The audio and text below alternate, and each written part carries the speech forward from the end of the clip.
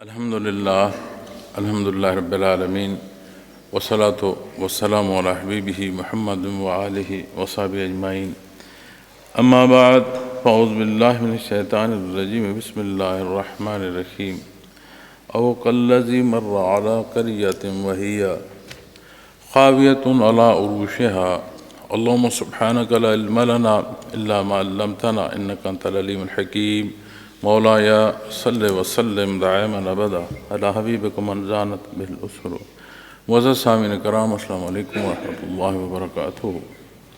ارشاد باری تعالیٰ ہے، یا اس شخص کی مانند جس کا گزر ایک گاؤں پر ہوا اور وہ اپنی چھتوں پر گرا پڑا تھا۔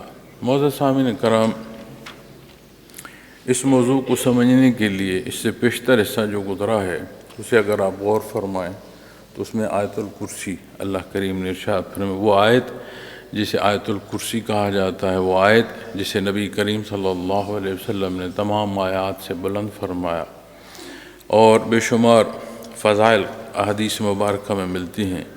تو آیت الکرسی میں بنیاد جو ایمان باللہ ہے، اللہ جل شانہ کی ذات پر جو ایمان ہے، جو توحید ہے، جہاں وہ بنیاد بیان فرما گئی وہاں اللہ کریم کی صفات بیان فرمائی گئی۔ اللہ جل شانہ کی جہاں صفات بیان فرمائی گئیں وہاں قدرت کامرہ کا اظہار فرمایا گیا کہ اللہ جل شانہ کی ذات قادر مطلق ہے۔ پھر اس ارشاد کے ساتھ یہ حصہ بیان فرمایا گیا کہ لا اکرہ فی الدین، کہ دین میں کوئی زبردستی نہیں۔ اور میں نے بڑی وضاحت سے یہ گزارشات پیش کی تھیں کہ اس فرمان کی جو تفسیر ہے وہ کیا ہے، اور ایک بنیادی نقطہ اپنے سامعین کے گوش گزار کرتا ہوں کہ بات عربی دان کی نہیں ہے، عربی ہے یا عجمی ہے، بات مادری زبان کی بھی نہیں ہے۔ بات یہ ہے کہ جو کچھ یا جو حدود نبی کریم صلی اللہ علیہ وسلم نے مقرر فرمائی ہیں، جسے صحابہ کرام رضوان اللہ علیہم اجمعین نے سمجھا، جس کی آپ صلی اللہ علیہ وسلم نے تصحیح فرمائی، جو اجماع سے آج ہم تک پہنچا، اس کا مطلب وہی لیا جائے گا۔ آج اگر اٹھ کر یہ کہہ دے کہ لا اکراہ فی الدین سے مراد یہ ہے کہ جس کا جو جی کا چاہے کرتا رہے، دین اس پر گرفت نہیں کر سکتا، تو یہ اس کے معنی میں داخل نہیں ہوگا۔ وہی معنی سمجھا جائے گا جو نبی کریم صلی اللہ علیہ وسلم نے سمجھا۔ اس لیے کہ یہ آیا کریمہ بھی ورا الورا طریقے سے آپ پر نازل ہوئی، کسی نے سنی نہیں۔ آپ نے اللہ کریم کا کلام ارشاد فرمایا کہ یہ اللہ کا کلام ہے۔ اس وحدہ لا شریک سے جو مخلوق کو شناسائی درکار ہے وہ آپ صلی اللہ علیہ وسلم کے در سے نصیب ہوتی ہے۔ تو جہاں سے لا اکراہ فی الدین ارشاد فرمایا گیا، وہیں سے اس کی حدود بھی بیان فرمائی گئی ہیں۔ اس لیے یہ ہمیشہ خیال رکھا جائے۔ بالعموم یہ بات کہہ دی جاتی ہے کہ دیکھیں جی آج تو اتنی سرچ موجود ہے، اتنی جدید ٹیکنالوجی ہے، اتنا میڈیم جو ہے وہ تیز ہو چکا ہے کہ کسی چیز کو دیکھنا آپ سمجھ سکتے ہیں، لیکن وہ مزاج جو ہے نا وہ نہیں بدلا کہ جہاں کسی کی پسند، کسی کی کمزوری، کسی کی قوت، ہاں حالات ضرب بدل سکتی ہیں کہ پہلے اگر کسی کی ناپسندیدگی پر اسے کوئی شے ماری جاتی تھی، تو اب اس کی جگہ ایسی ٹیکنالوجی نے لے دی ہے کہ آنے والی نسل تک کا دماغ بدل دیا جاتا ہے کہ بندہ کیا کہہ رہا ہے، لیکن جو آگے آنے والی نسل ہے اس کی ذہن سازی کیسے کرنی ہے۔ تو وہ بنیادی حصے جو حق اور باطل ہے، حق ہے، اور اگر باطل ہے تو پھر حق نہ ہونے کی سبب ہے، وگرنہ باطل کی کوئی حیثیت اور کوئی جگہ نہیں ہوتی۔ اسی بات کو مزید جب اللہ جل شانہ نے ارشاد فرمایا کہ اس حق کا جسے نصیب ہوتا ہے اسے اللہ کریم ایک درجے کی ولایت عطا فرماتے ہیں، اور جسے اللہ کریم اپنا دوست بناتے ہیں اسے اللہ جل شانہ اندھیروں سے اجالے میں، یعنی یہ جو قرب الہی ہے یا رضائے باری تعالیٰ ہے، یہ بندے کو اندھیروں سے اجالے میں لانے کا سبب بنتی ہے۔ چہ جائے کہ جو حزب الشیاطین ہوتے ہیں یا شیطان کے پیچھے چلتی ہیں، وہ اندھیروں سے ان کا سفر اجالوں کی طرف نہیں ہوتا، اجالوں سے اندھیرے کی طرف ان کا سفر ہوتا۔ ایمان بالغیب میں سب سے بڑا غیب خود ذات باری تعالیٰ ہے، جس سے حسات انسانی سے سمجھا نہیں جا سکتا۔ جو حدود اللہ جل شانہ نے کلام ذاتی میں مقرر فرمائیں، جو حصے نبی کریم صلی اللہ علیہ وسلم نے بیان فرمائے، اس سے باہر سوچنا جو ہے وہ انسان خطا کھا جاتا ہے۔ اس لیے کہ انسانی حیات ایک دائرہ اگر سمجھا جائے نا کہ ایک دائرے میں ہے، اس دائرے میں کلی متلاشی ہو کر ڈھونڈنا شروع کر دے تو وہ چیزیں نہیں سمجھ پاتا۔ مثلا ہم اس دنیا میں رہتی ہیں، یہ ہمارا ایک رہنے کی جگہ ہے، یہیں پیدائش ہے، یہیں سے خوراک ہے، اسی میں اسی کی فضاؤں میں سانس لیتے ہیں، اسی میں دفن ہوتے ہیں۔ اور آج کی جو جدت ہے، اس جدت نے وہ جو مہینوں اور سالوں کے سفر ہوا کرتے تھے وہ ایک دن کے کچھ گھنٹوں تک اس نے انہیں سمو دیا ہے، گھنٹوں میں سمو دیا ہے۔ یہ ہم سارے سفر کرتے ہیں، لیکن اس ساری جدت، اس سارے سفر کے مختصر دورانیے میں طے ہونے کے باوجود آج ابھی اس وقت تک کوئی یہ دعویٰ نہیں کر سکتا کہ اس کی شناسائی کلی طور پر اس کرۂ ارض سے ہو چکی ہے، کہ صرف اس زمین کو وہ کلی طور پر جان چکا ہے، نہیں کہہ سکتا۔ اس پر بسنے والی مخلوق اور اس کی تعداد کلی طور پر اس ساری جدت کے باوجود قاصر ہے کہ کوئی نہیں جان سکتا۔ اب جو بات یا نقطہ عرض کرنا چاہتا ہوں کہ اگر زندگی کو ایک دائرہ لیا جائے، جیسے اس دنیا میں اس دائرے میں ہم رہتے ہیں، تو یہ ضروری نہیں ہے کہ جہاں ہم رہتے ہیں اس سے کلی آشنائی جو ہے وہ ہم حاصل کر سکیں، لیکن اس کی کوشش ہو سکتی ہے۔ اس کے جاننے کی طلب بھی جو ہے وہ اس کوشش تک پہنچا سکتی ہے۔ جان پائیں نہ جان پائیں، کتنا جان سکیں، کتنا رہ جائے، یہ ایک الگ بحث۔ لیکن جو حصہ اس دائرے سے باہر ہے، جہاں تک رسائی بھی ممکن نہیں ہے، وہاں اگر ہم جا کر تلاش کرنے کی کوشش کریں گے تو ہم خطا کھائیں گے، ٹھکرائیں گے۔ اس لیے کہ اللہ جل شانہ کی ذات جو ہے وہ لامحدود ہے۔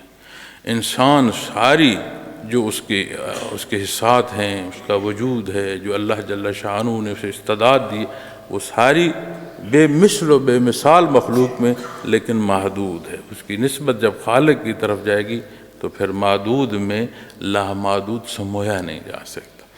اسی طرح ایمان بالغیب میں ایک حصہ ایمان بالآخرہ ہے، اور قرآن کریم جب ایمان بالغیب بیان فرماتا ہے، حالانکہ اس میں یہ حصہ آخرہ کے بھی داخل ہو جاتا ہے، لیکن ایمان بالآخرہ پھر الگ سے ارشاد فرما جاتا ہے۔ اس لیے کہ اگر ہم اپنی زندگی کا جائزہ لیں تو یہ فطرت انسانی ہے، اسے انجام کی جو اندازہ اور جزا و سزا ہے اس کا احساس نہ ہو تو پھر یہ زیادتی کرنا جو ہے اس میں بہت جلدی کرتا ہے، بے لحاظ ہوتا ہے۔ اور جب بات اس پہلو سے کی جاتی ہے تو بالعموم کی جاتی ہے، وگرنہ ہمیں میں اللہ کریم کے مقرب بندے ہستیاں مبعوث ہوئیں جنہیں معصوم عن الخطا کہتے ہیں۔ نبی کریم صلی اللہ علیہ وسلم مبعوث ہوئے۔ جب بالعموم بات کی جاتی ہے تو اس سے مراد یہ ہوتا ہے روش، ایک عمومی روش کیا ہے۔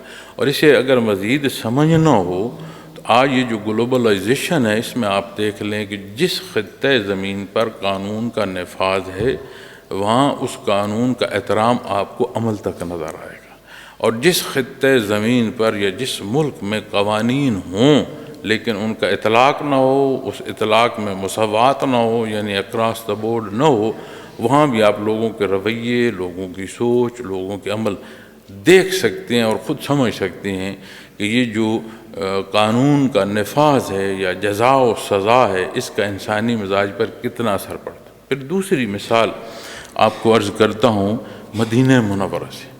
نبی کریم صلی اللہ علیہ وسلم نے مکہ مکرمہ سے مدینہ منورہ ہجرت فرمائی، اور آپ صلی اللہ علیہ وسلم کے جانثار وہ جانثار ہیں کہ جنہیں مقابلے میں اگر والد ہے تو بھی انہیں کوئی پرواہ نہیں، اولاد ہے تو بھی کوئی پرواہ نہیں، تلوار اٹھاتا ہے تو وہ گردن اڑانے کو تیار ہے۔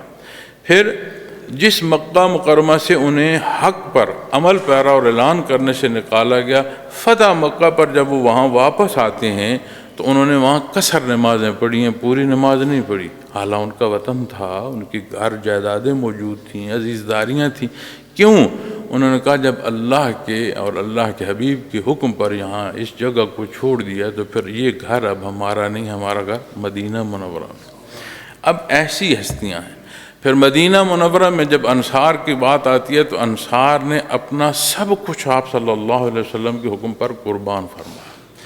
آپ غور فرمائیں کہ جب مدینہ منورہ میں ہجرت فرما کر آپ مہاجرین کے ساتھ وہاں آپ نے رہائش اختیار فرمائی تو سب سے پہلے جو حصہ وہاں میں ملتا ہے وہ قوانین کا ملتا ہے۔ آپ جلوہ افروز ہیں صلی اللہ علیہ وسلم، ماننے والے وہ ہیں جو ہاتھ جان جو ہے تھیلی پر رکھ کر صرف اشارے کے منتظر ہیں کہ جہاں حکم ہو وہاں جان نچھاور کر لیں۔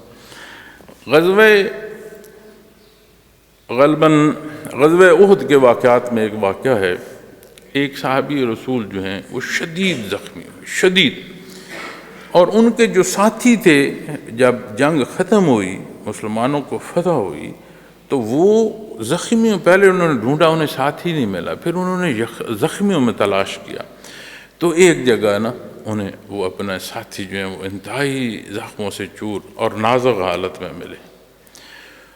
تو انہوں نے جب انہیں سنبھالا تو اس زخمی صحابی رسول نے ایک سوال کیا کہ نبی کریم صلی اللہ علیہ وسلم خیریت سے ہیں؟ کہا مجھے آپ کی خدمت میں لے جا سکتے ہو، میری آخری خواہش ہے کہ مجھے وہاں لے جاؤ۔ ٹوٹتی سانسوں میں انہوں نے یہ نہیں فرمایا کہ میرے بچوں کو یہ پیغام دے دینا، میری وراثت ایسے تقسیم کر دینا، میرے اہل و عیال کا کیا بنے گا، میرے خاندان، کوئی بات نہیں انہوں نے کی۔ انہوں نے ایک بات کی، آپ صلی اللہ علیہ وسلم کی خیریت پوچھی اور یہ چاہا کہ آپ کے حضور پیش کیا جائے۔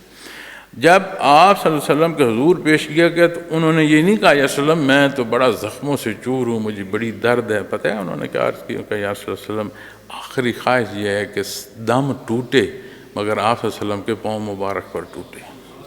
ایسی ہستیاں۔ اب آپ غور فرمائیں اس وقت میں انہیں آپ صلی اللہ علیہ وسلم کی ذات سے کس درجے کی محبت ہے، سانس ٹوٹ رہی ہے، یہ نہیں کہا مجھے پانی لا دو، میری جو ہے وہ مرم پٹی کرو، میرے اہل و عیال کو، نہیں، یہ فرمایا ٹوٹتی سانس بھی آپ کے قدم مبارک پر جا کر ٹوٹے۔ ایسی ہستیاں۔ لیکن جو اللہ جل شانہ نے ایک فطری تقاضا بنایا نا، یہ اس تقاضے کا حصہ ہے کہ جہاں انسانی معاشرہ ہوگا وہاں قانون اور اس کا اطلاق اور مساوات، یہ اگر حصے نہیں ہوں گے تو انسانی معاشرے میں انتشار ہوگا، نہ وہ قوم بن سکتی ہے نہ وہ تعمیر کر سکتی ہے، ہجوم تو کہلا سکتی ہے، تخریب تو ہو سکتی ہے، تعمیر نہیں ہو سکتی۔ تو معزز سامعین کرام، وہاں جب مدینہ منورہ میں آپ جلوہ افروز ہیں، آپ کے اصحاب ہیں، پھر بھی آپ نے میثاق مدینہ ابتدا مواخات سے فرمائی کہ بندوں کی معیشت حل، پھر میثاق طے فرمایا اور اس پر بڑا سختی سے عمل فرمایا۔ تو سمجھ آتی ہے کہ جہاں کی بات کی جائے وہاں کا قانون، اور قانون میں کیا ہے؟ آپ کے حضور بات کی گئی کہ ایک خاتون ہے، سردار خواتین کا خاندان ہے، چوری کا الزام ثابت ہو رہا ہے، ہاتھ نہ کاٹا جائے۔ آپ نے فرمایا اگر یہی بات میری بیٹی پر بھی ثابت ہو جائے تو قانون کا اطلاق ہوگا۔ اب جب جزا و سزا واضح ہو نا اور اس کا اطلاق سمجھو تو بندہ حدود میں رہتا ہے۔ اب جب ایمان بالآخرہ، قیامت، جزا سزا، یہ سارے حساب کتاب کی بات آتی ہے نا، جو ایمان پختہ ہوتا ہے نا، بنیاد فرمائی اللہ لا الہ الا ہو، اللہ اپنی ساری جو ہے قدرت کاملہ کے ساتھ، اپنی ساری صفات کے ساتھ، اس کے علاوہ کوئی عبادت کے لائق نہیں۔ یہ بنیاد مضبوط نصیب ہو تو پھر ہمہ وقت زندگی جو ہے اس کے روبرو بسر ہو رہی ہوتی ہے۔ رمضان المبارک گزرا ہے اور رمضان المبارک میں ہر روزہ دار کو ایک حضور حق نصیب ہوتا ہے۔ ہم جیسا جتنا بھی کوئی خطا کار گناہگار ہو، کوئی تخلی میں بھی بیٹھا ہو اور اگر اس نے کلی کے لیے پانی میں منہ میں پانی بھی ڈالا ہو تو گلے میں تراوٹ نہیں جانے دیتا، اس لیے کہ وہ یہ جمع سانتا ہے کہ یہ روزہ جو ہے ٹوٹ جائے گا۔ کیوں جانتا ہے؟ کوئی دیکھ تو نہیں رہا، کوئی سن تو نہیں رہا، کتنی اور باتیں جھوٹ ہم بول رہے ہوتے ہیں لوگوں کو، نہیں، ہر روزے دار کو بے حد و حساب جو ہے اسے اجر و ثواب ملتا ہے، جس میں ایک بہت بڑا حصہ یہ ہے اسے ایک حضوری نصیب ہوتی ہے، اپنے اللہ کے روبرو ہونے کا احساس مقدم ہوتا ہے۔ اور وہ جو سردار، مہینوں کا سردار، جو ہم جیسے خطا کار کو بھی اس درجے کا ایمان دیتا ہے کہ ہمیں محسوس ہوتا ہے کہ میں اپنے اللہ کے روبرو ہوں، کیا وہ ہمارے اندر اتنی بھی قوت پیدا نہ ہوئی اس سارے سے، آنے والے مہینے تک ہمارا ایمان اس مضبوطی سے گزرے؟ اور اسی پہلو کو آپ دیکھیں کہ جب یہ بات اس حصے سے آپ لائیں گے کہ جزا و سزا، تو وہ حضوری جو ہمہ وقت حضوری ہے وہ اس درجے پر ایمان پہنچا دیتا ہے کہ بندہ کوئی کام کرنے سے پہلے وہ جو نیت ہے نا، انما الاعمال بالنیات، وہاں تک بات چلی جاتی ہے۔ اس لیے کہ میں جو کلام کر رہا ہوں آپ نہیں جانتے کہ میرے دل میں کیا ہے۔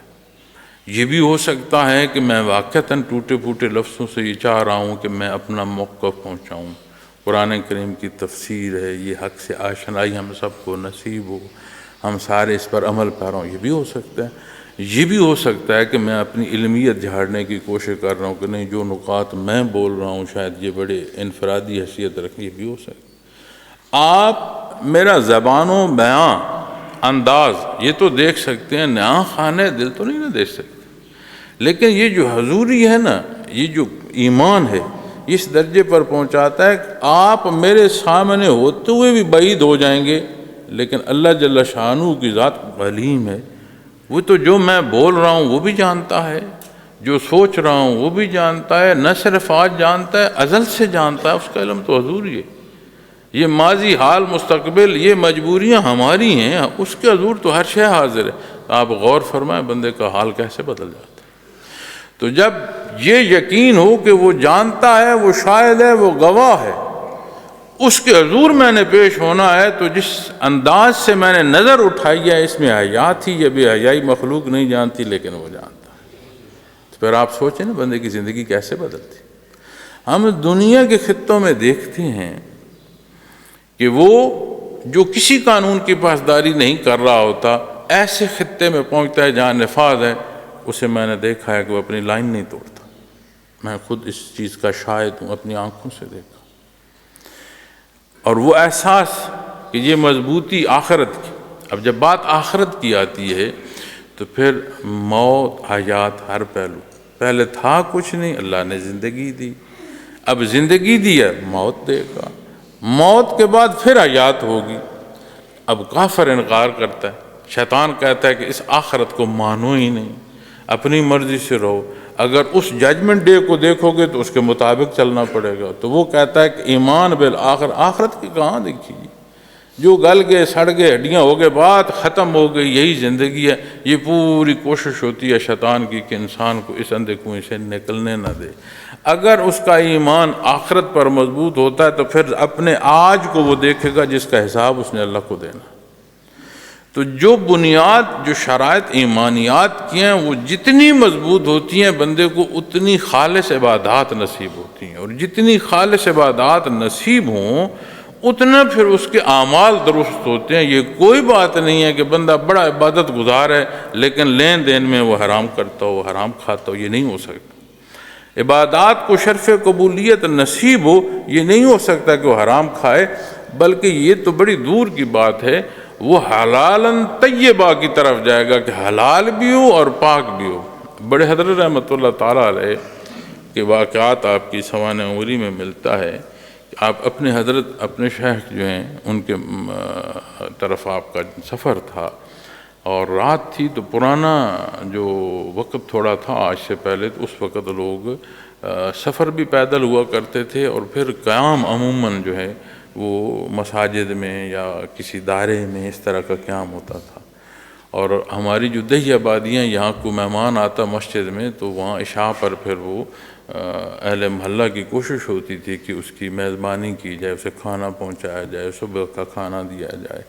تو حضرت نے اسی طرح کسی راستے کے گاؤں میں قیام فرمایا، تو قیام فرمایا تو انہوں نے کہا کہ جی کھانا، تو ہم کھانے کا بندوبست کرتے ہیں۔ تو انہوں نے کہا مجھے کھانے میں تکلف نہیں چاہیے، لیکن ایک میری گزارش ہے، کھانا اس خاتون کے ہاتھ کی روٹی پکی ہو جو با نماز، جو نماز نہیں پڑھتی مجھے کھانا نہ دینا۔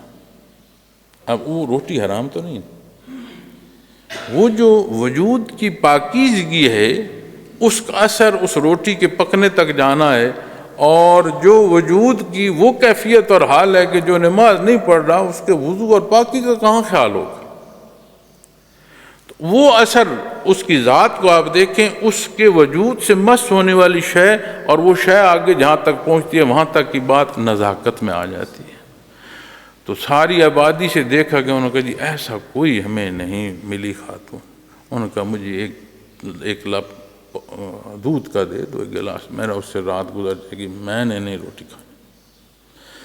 اب کتنی انہوں نے اس میں، اب دور افتادہ گاؤں میں بات ہوئی، کیسے نکلی، کہاں پہنچی، کون کس نے اعلان کیا؟ اس لیے تو نہیں کہ وہ ان کی ذات کے حوالے سے اعلانات ہوتے پھر، لیکن یہ چیزیں سبق ہوتی ہیں، رہنمائی ہوتی ہے کہ ان چیزوں کو سمجھا جائے۔ اسی طرح جب آج ہم اپنے آج کے بیان کی طرف آئیں گے تو یہی بات سمجھنے کے لیے اللہ جل شانہ نے آج کی جو آیہ کریمہ کا حصہ میں نے تلاوت کیا، اس سے پہلے ایک واقعہ بیان فرمایا ہے جس میں حضرت ابراہیم علیہ السلام اور نمرود کے مابین گفتگو ہوئی، اور وہاں بھی موت و حیات پر بات ہے۔ اور اسی طرح یہ دوسرا واقعہ، اور اس کے بعد پھر تیسرا واقعہ، یہ تین واقعات لگاتار آتے ہیں کہ یہ بات سمجھ آئے کہ وہ مالک کل کائنات جو زندگی دے رہا ہے، موت بھی اسی نے دینی ہے، اور اسی کے حضور حاضر بھی ہونا ہے۔ یہ بات، یہ معاملہ ایسا نہیں ہے کہ یہیں تمام ہو جائے گا، اس نزاکت کو سمجھو۔ اور جو واقعات بیان فرما جاتے ہیں معزز سامعین کرام، اس سے یہ نہیں مراد کہ قرآن کریم کو واقعات بیان کرنے کی کتاب ہے، یہ تو کافروں کے اعتراض ہوا کرتے تھے۔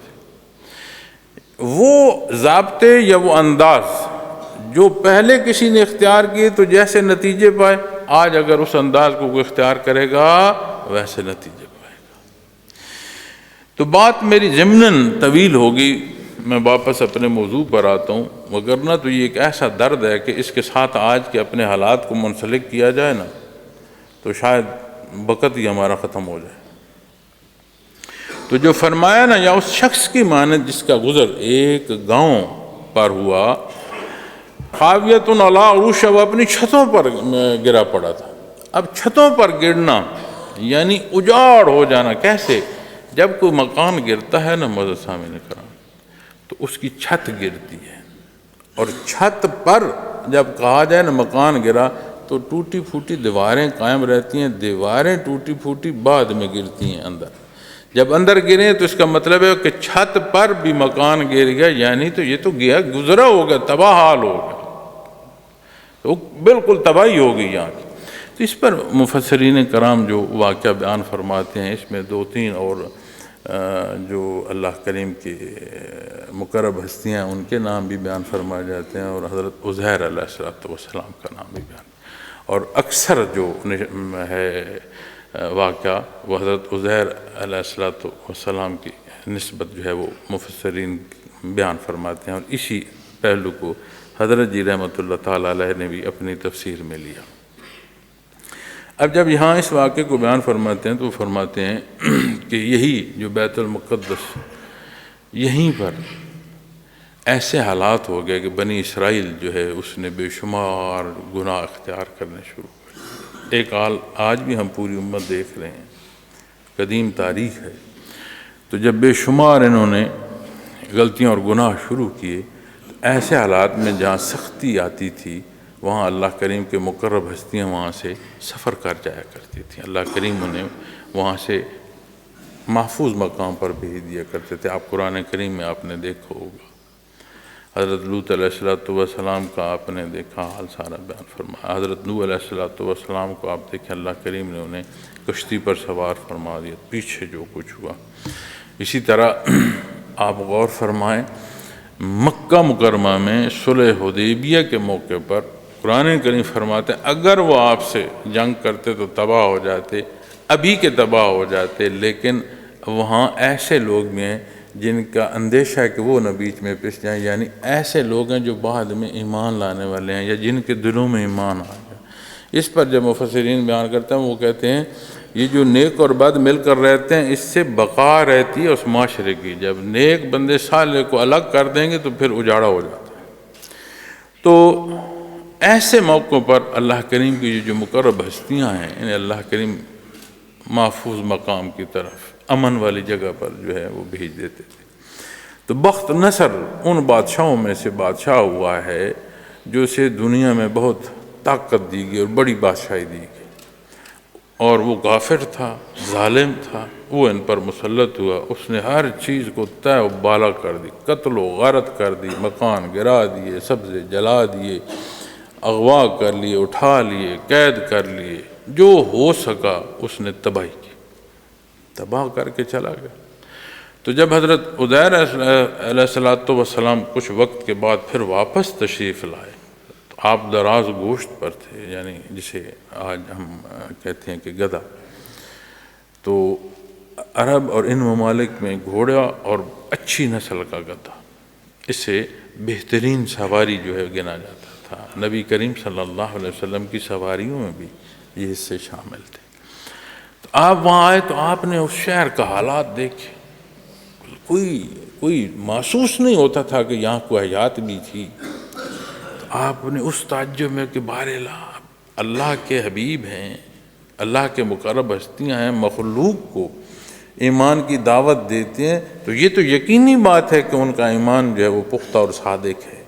لیکن اس سارے کو جب انہوں نے دیکھا کہ یہ ہر چیز تو تباہ ہوگی، تو انہوں نے کیا فرمایا، عرض کی قال انا یحیی ہذہ اللہ بعد موتہا، تو انہوں نے عرض کی، تو انہوں نے کہا اس موت یعنی اس تباہی کے بعد اللہ اس کے باشندوں کو کیوں کر زندہ کریں گے، کیسے یہ زندہ ہوں گے، یہ کیسے اللہ کریم کی قدرت ہے، اس حال تک ہر چیز تباہ ہو جاتی ہے، پھر اس کی قدرت کاملہ ایسی ہے اسے واپس حیات فرما دیتی، یہ کیسا ہوتا ہوگا، جیسے ایک تجسس ہوتا ہے نا۔ اب امور تکوینی ہوتے ہیں، ہمارے نزدیک ایک پہلو ہے لیکن قدرت کے امور تکوینی ہوتے ہیں۔ جیسے سورہ بقرہ جس کی تلاوت ہم کر رہے ہیں، اس بیل کو ذبح کرنا ان کے مسئلے کا حل تھا، اسی طرح وہ بیل جہاں سے خریدا گیا وہ مفلس اور یتیم بچے تھے جن کی وراثت بنی اور ان کا سبب کھانے پینے کا وہی بیل بنا، تکوینی امور ہوتے۔ اسی طرح یہاں ان کا اس موضوع کا تجسس ہونا لیکن مخلوق کے لیے سبق ہے حیات بعد الموت کا، کہ وہ جو تمہیں پیدا فرما رہا ہے، جس نے تجھے آج حیات دی ہے، وہ تجھے موت بھی وہی دے رہا ہے، تو پھر موت کے بعد حیات بھی اسی کے دستے قدرت میں تم نے زندہ ہونا۔ تو انہوں نے جب یہ بات عرض کی فَأَمَاتُهُ اللَّهُ مِائَةَ عَامٍ ثُمَّ بَعَثَهُ، تو فرمایا اللہ جل شانہ ایسے غفور الرحیم ہیں کہ کیسے زندہ کریں گے، اللہ کریم نے وہ حالات ان پر وارد فرما دیے۔ ایک ہوتا ہے کہ سننا، ایک ہوتا ہے کسی شے میں سے گزرنا، وہ جو کیفیت ہوتی ہے نا حق الیقین کی، وہ شے میں سے گزرے بندہ تو پھر سمجھ آتی ہے نا، کہتا ہے دیکھا سنا، اس شے میں ہونا، وہ پھر حق الیقین ہوتی ہے، وہ یقین بہت پختہ ہوتا ہے۔ تو اللہ جل شانہ فرماتے ہیں پس اللہ نے اسے 100 برس تک موت دے دی، پھر اسے زندہ کیا۔ اللہ جل شانہ نے انہیں وہاں موت دے دی۔ اب موت دنیا سے جب بندہ منتقل ہوتا ہے تو برزخ میں ہوتا ہے، برزخ کے اپنے حالات ہیں، دنیا کے اپنے حالات ہیں، لیکن اس کی مثال سمجھنی ہو تو اس کا جو ترجمہ ہے یہ نیند کے حوالے سے کیا جاتا ہے۔ آپ رات سوتے ہیں، صبح اٹھتے ہیں، جب گہری نیند سوتے ہیں کہاں ہوتے ہیں؟ اگر آپ اپنا آپ بتانا چاہیں تو کہاں ہیں؟ آپ اسے نہیں بیان کر سکیں گے، لیکن ہے نیند بہن موت کی ہے۔ موت ہو تو دنیا سے بندہ برزخ منتقل ہو جائے، وہ حالات پیدا ہو جائیں جو برزخ کے ہیں، لیکن برزخ نہیں ہے تو ہے زندگی بھی کوئی نہیں، تو موت جو ہے اس کی بہن تو ہو جاتی ہے یہ نیند۔ تو اللہ کریم نے ایسی صورت ان پر وارد فرما دی، حکم فرما دیا کہ دنیا میں بھی نہ رہے اور وہ موت نہیں جس سے برزخ میں منتقل ہو جائیں، ایسی درمیانی صورت میں اللہ نے انہیں رکھ دیا کہ دنیا کو نہیں سمجھ۔ اب مزید جب بات آتی ہے نا ان کے عرصے کی، قرآن کریم خود ارشاد فرما رہے ہیں کہ اللہ پاک نے ارشاد فرمایا انہیں 100 برس تک موت دے دی، پھر اسے زندہ کیا۔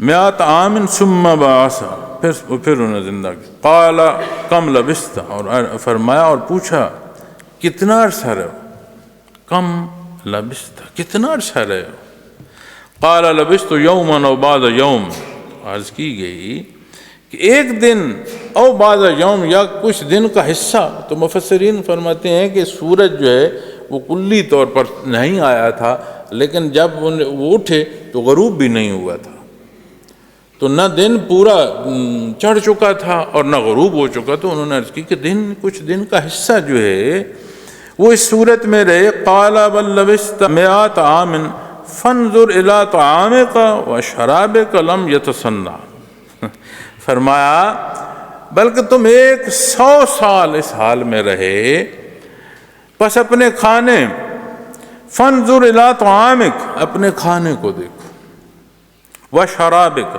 اور پینے کی چیز کو دیکھو۔ شراب عربی زبان میں ہر پینے والی چیز کو کہتے ہیں مشروب، شراب۔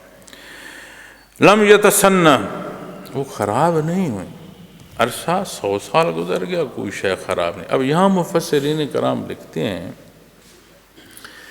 کہ جب ان پر یہ نیند کا غلبہ وارد ہوا تو اللہ کریم نے قرآن کریم میں 100 سال رہے۔ وہ فرماتے ہیں کہ 70 سال کے بعد پھر وہاں آبادی شروع ہوئی، اس کی گرفت جو ہے اس بادشاہ کی کمزور ہوئی، لوگ پلٹے، اس جگہ آبادی ہوئی۔ اب ان کا وجود بھی ہے، وہیں پر بھی ہے، اور کوئی دیکھ بھی نہیں رہا، زندگی میں بھی نہیں ہے، موت میں بھی نہیں ہے، لیکن وہیں پر موجود ہیں، اور اللہ کریم نے ہر ایک سے پردہ فرما دیا۔ ان کے کھانا پینا جو موجود ہے وہ خراب نہیں ہو رہا، ایسے ہی رکھا ہے، ایسے ہی تازہ ہے جیسے تھا۔ تو 30 سال آخری جو ہیں، 70 سال یہی صورت رہی، تو 100 سال میں سے جو آخری 30 سال ہیں یہ ایسے تھے کہ آبادی پھر آباد ہو گئی۔ تو 30 سال میں آبادی جو آباد ہو گئی تو پھر انہیں اللہ کریم نے جگا دیا۔ اب اس آبادی کے لیے کیا سبق ہے کہ موت و حیات اس کے دست قدرت میں ہے۔ اب آبادی کیا کرتی ہے یہ پھر مزید آگے سمجھ آ جائے گی، بات عرض کروں گا۔ تو خراب نہیں ہوئی۔ فرمایا وانظر الى حمارك ولنجعلك آیۃ للناس وانظر الى العظام کیف ننشزها ثم نکسوها لحما، فرمایا اپنے گدے کی طرف دیکھیں، اس دراش گوز کو دیکھیں تاکہ ہم تم کو لوگوں کے لیے ایک نذیر بنا دیں۔ اب وہ گدے کے متعلق مفسرین کریم فرماتے ہیں کہ اس کی تو ہڈیاں بھی جو ہیں وہ بھی نرم ہو گئیں، مطلب ایسا بکھرا اس پر، وہ سارا اثر وقت کا آیا، درندوں چرندوں کس نے کھایا، اس پر موت واقع ہوئی، خاک ہو گیا اس کا وجود۔ اللہ جل شانہ نے فرمایا کھانا تمہارا تازہ ہے، پینا تمہارا تازہ ہے، وجود بھی تازہ۔ تو ایسے جیسے لمحے میں اٹھے ہیں، کچھ دیر میں اٹھے ہیں، لیکن وہ وقت کا اثر اس جانور پر جو ہے وہ وارد فرما دیا گیا، تو وہ سارا خاک ہو گیا۔ فرمایا اسے دیکھو کہ وہ کیسے اپنی حالت میں آتے ہیں۔ آپ کو یہ مثال موت و حیات کی جو ہے اللہ کریم عطا فرما لیں، اسے خود آپ ملاحظہ فرمائیں۔ تو فرمایا اور ہڈیوں کی طرف دیکھو، ہم ان کو کیسے ترتیب دیتے ہیں، پھر ان پر گوشت چڑھاتے ہیں، ثم نکسوها لحما، پھر ان پر گوشت چڑھاتے ہیں۔ تو مفسرین کرام لکھتے ہیں کہ جیسے ذرات بکھرے تھے، وقت نے بکھیرے تھے، اور ایک لمحے میں اللہ کے حکم سے وہ واپس ایک ایک چیز ان کے سامنے، اس کے وجود کا حصہ جہاں جہاں تھا لپک لپک کر وجود پر آتا گیا، اور ان کے سامنے وہ وجود پورا اس کا بن گیا۔ اب اللہ جل شانہ نے جہاں اسے حیات دی، تو جب انہیں حیات نصیب، جاگنا نصیب ہوا، تو اس میں پھر مزید آگے جو واقعہ لکھتے ہیں مفسرین کرام، وہ فرماتے ہیں کہ وہی شہر تھا، اس محلے کی طرف جس طرف ان کا رہنا تھا اس طرف گئے تو کوئی پہچاننے والا نہ ملے، سمجھ آئے۔ اب 100 سال گزر گیا، اور 100 سال میں لگ بھگ 3 نسلوں پر بات آتی ہے۔ ہر 100 سال کا تجزیہ کیجیے گا، آپ کو اس میں 3 نسلیں ملیں گی۔ تو وہ لکھتے ہیں کہ ان کا بیٹا جو ہے وہ بھی ضعیف تھا، پوتے بھی پختہ عمر کو پہنچ چکے تھے، کوئی بندہ انہیں پہچان نہیں رہا، وہ اپنا تعارف کر رہے ہیں، یہ علاقہ آبادی گھر پوچھ رہے ہیں۔ تو ایک ضعیف خاتون جو خادمہ تھی ان کی، اس سے جب ان کی بات ہوئی تو وہ کہتے ہیں کہ وہ 120 سال کے لگ بھگ یا اس سے زائد اس کی عمر تھی، اس نے انہیں پہچانا۔ پھر ان کی جب پہچان ہوئی، اعلان ہو گیا، ان کی جو نشانی وجود کی یا جو بھی طے ہوا، سب نے مان لیا۔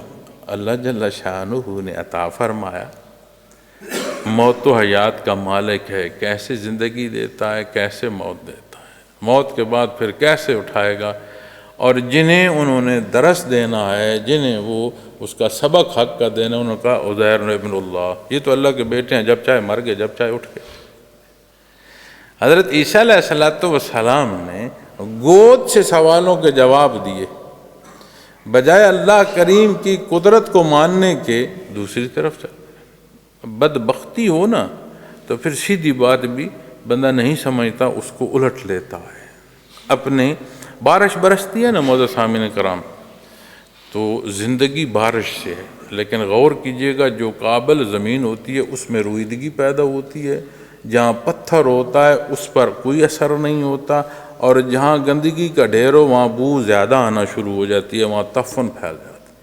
اسی طرح جو اپنے اندر خناس ہوتا ہے گناہوں کے سبب، غلطیوں کے سبب، جو نفسانی خواہشات کے پیچھے بھاگ بھاگ کر ہم اپنے اندر وہ گندگی کا ڈھیر پیدا کرا دیتے ہیں، حق کو بجائے سمجھنے کے ہم اس کے مقابل آنا شروع ہو جاتے ہیں۔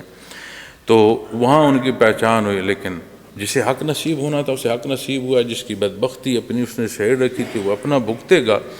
اللہ جل شانہ ہمیں حق کی سمجھنے کی اور حق پر قائم رہنے کی توفیق عطا فرمائے۔ تو فرمایا دیکھیں ان پر گوشت جو چڑھاتے ہیں، فلما تبین لہ، پس جب ان پر واضح ہو گئی یہ بات ساری، اللہ نے انہیں دکھا دی، قال اعلم ان اللہ علی کل شیء قدیر، تو کہا میں جانتا ہوں کہ یہ اللہ ہر چیز پر میرے اللہ قادر ہیں۔ تو یہ تو ان کا ایمان تھا، یہ تو ان کے وہ درجہ تھا کہ مخلوق کی رہنمائی کا اللہ نے ایسی ہستیوں کو سبب بنایا ہے۔ اور جب ان واقعات کو آپ دیکھتے ہیں، ان واقعات سے ہمارے لیے سبق ہوتا ہے کہ ہم اپنی زندگیوں کو دیکھیں، اور یہی زندگی جس کے لالچ میں ہم نے نہ کوئی رشتہ سلامت رکھا ہے، جس کی چاہتوں اور پسند میں ہم نے نہ کوئی اصول اور ضابطہ سلامت رہنے دیا ہے، نہ کوئی اپنی قدر جو بڑوں سے سنتے تھے، ہمارے پاس کوئی نہیں ہے کہ ہم اپنے بچوں کو وہ قدر بتا سکیں کہ بیٹا ہم نے اپنے بڑوں سے یہ سنا تھا، ایسا ہوتا تھا، چونکہ اب ہمارا جو ذمہ داری کا وقت ہے اس میں وہ اقدار نہیں رہی۔ تو جب ہم میں ہیں نہیں، ہم اپنے بچوں کو کیا منتقل کریں گے؟ اللہ کریم حق کو سمجھنے اور اس پر عمل پیرا ہونے کی توفیق عطا فرمائے۔ وآخر دعوانا الحمد للہ رب العالمین۔